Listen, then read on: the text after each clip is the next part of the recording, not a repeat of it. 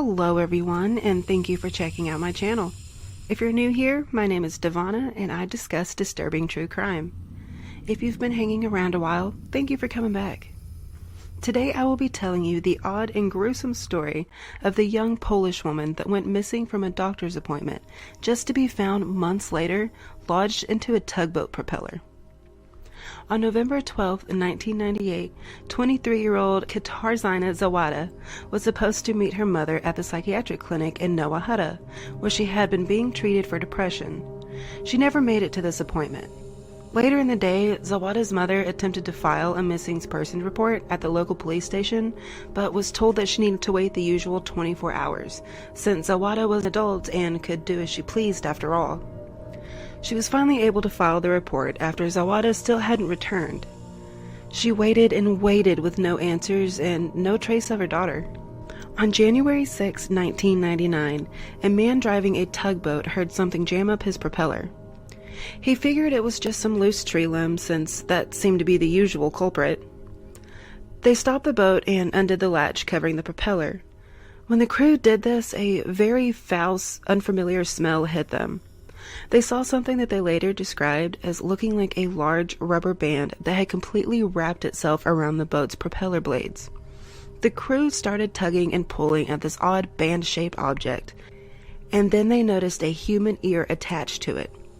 Of course, as soon as they made this discovery, they alerted the authorities. Polish law enforcement worked with Portuguese and American 3D analysis teams and DNA experts to determine who this lump of skin belonged to. It was none other than missing 23-year-old Katarzyna Zowada. As wrong as it may seem, this case was then referred to as the leather case. They did their best to run an autopsy on the young woman. With what they had to work with, it was difficult. During this, they were able to determine that she died sometime between December 7th and December 14th of 1998. Before her death, she was brutally beaten by someone who clearly had a background in martial arts. After this, while she was still alive, the person responsible then proceeded to slit her neck, her armpits, and her groin, and then they slit her.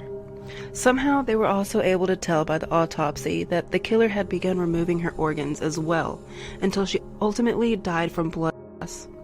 This has to be one of the most horrific ways for anyone's life to end. I couldn't imagine what she felt or what was going through her mind during the months she spent with this horrible man. On January 14, 1999, Zawada's right leg was found along with some pieces of her clothing.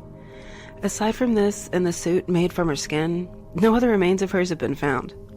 To this day, there are still limbs missing along with her head. Many people have related this case to that of the serial killer named Ed Gein. Except, actually, maybe this killer was a little more ruthless with his crimes, since he was scaring his victims while they were still alive. Ugh. Leads went cold quickly, with law enforcement working their way through suspects, but unsuccessful in finding the person responsible. Until October of 2017, that is, 19 years after the unfathomable crime took place. A 52-year-old man named Robert J. was arrested for the 1998 murder of Zowada. Robert J. fit the profile for the killer. He was trained in martial arts, knew the victim, visited the victim's grave on a regular basis, and had a history of harassing women. He had previously worked in a dissecting lab where he dealt with human corpses on a regular basis. He also worked at the Krakow Institute of Zoology. His employment was terminated the day after he killed all of the institute's rabbits during his shift, which he could not explain his reasoning behind. Now that we know these facts, seems kind of obvious, doesn't it? Something like that definitely smells fishy. The police were able to make this arrest after they received a letter from one of Robert's friends. The contents of this letter has never been released to the public. By the end of the trial, Robert J. was charged with aggravated murder with particular cruelty. He maintains that he did not know Katarzyna Zowada. Anyway guys, thanks again for watching. If you made it to the end of this video, let me know in the comments what you thought of this case. I always love to hear your feedback. I'll see y'all next time. Good night.